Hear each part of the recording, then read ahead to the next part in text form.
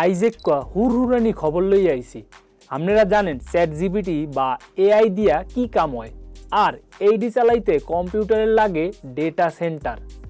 কিন্তু দুনিয়ায় এখন এত জায়গা কই, এরপর কারেন্ট পাওয়া যায় না, মানুষ আপত্তি আর ঠাডা পড়া গরম তো আছেই। এই দেখা ইলন মাস্ক কইছে থো মেয়া দুনিয়ার পেশাল, এই ফির ডাটা সেন্টার পাঠামু মহাকাশে। কি বিশ্বাস হয় না? তাই এই ভিডিও শেষ সময় দেখেন।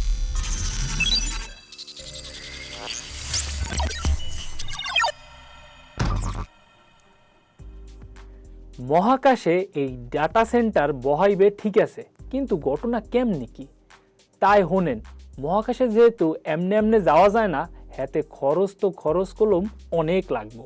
এখন 1 কেজি মাল পাঠাইতে $1,500 লাগে, কিন্তু ইলন মাস্কের যে নতুন রকেট স্টারশিপ আইতে আছে হেইয়ে দিয়ে পাঠাইতে খরচ এককারে পানির দামে নাইমেইবে। আরেক কথা বুঝছেন, মহাকাশে তো আর কারেন্টের মিটার নাই, সূর্য কলম ব্যাক সময় চাইয়ে থাকে। সোলার প্যানেল দিয়া যত ইচ্ছা কারেন্ট লন। এরপর স্টার ক্লাউড নামের এক কোম্পানি আছে, হেরা অলরেডি ছোট ফ্রিজের মতো সাইজের এক স্যাটেলাইট পাঠাইয়া পরীক্ষাও করিয়া হালাইছে। হেরা দেখছে মহাকাশেও কম্পিউটারের চিপ সেই কাম করবে। এমনকি শেক্সপিয়ারের কবিতাও লেখা আসিল বিষয়টা। এখন হিসাবটা বুঝতে লইয়েন, দুনিয়ায় এক বড় ডাটা সেন্টার বহাইতে 5 বছরের খরচ হইবে প্রায় $16 বিলিয়ন। আর মহাকাশে সেম জিনিস প্রথম দিকে খরচ হইতো $51 বিলিয়ন। কিন্তু যদি রকেটের ভাড়া কমে আর আসমানের সোলার পাওয়ার ঠিকঠাক কাজে লাগাই নিয়ে যায়, তবে খরচ হইবে কলম মাত্র $12 বিলিয়ন।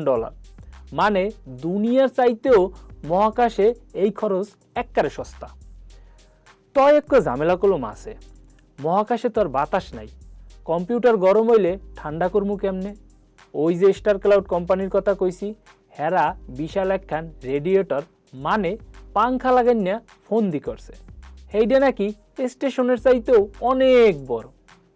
মূল কথা হইল আগামী 2-3 বছরের মধ্যেই হয়তো দেখবেন মগো হাতের এআই রোবটগুলা মহাকাশের থেকে সিগন্যাল লইয়া কাম হরতে আছে। আর মার্চ মাসেই মাস ভাইও কইছে 12 নম্বর রকেটটা উঠলে বোঝা যাইবে দশা কোন দিক যাইবে। তাই আপনারা কি মনে করেন, মহাকাশে কম্পিউটার পারেন্যাতে কি হাসাই লাভ হইব না কতগুলা টাহা লস হইবে? কমেন্টে মগো জানাইয়েন।